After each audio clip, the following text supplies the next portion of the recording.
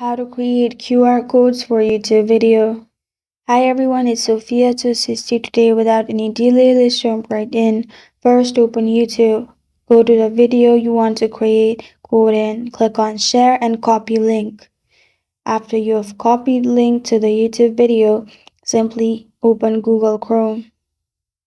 After you open Chrome, simply search QR Monkey. You'll find this kind of screen pop up.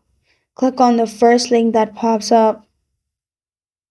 You'll find enter your website option in here. Simply paste the URL you copied earlier.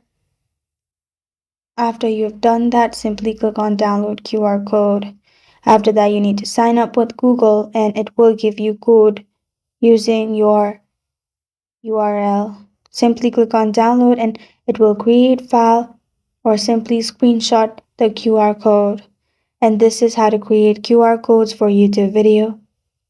Thank you for joining me today. If this video helps you out, please leave a like and subscribe for more. Got a question or want to suggest a topic? Comment below. I am Sophia signing off. Until next time.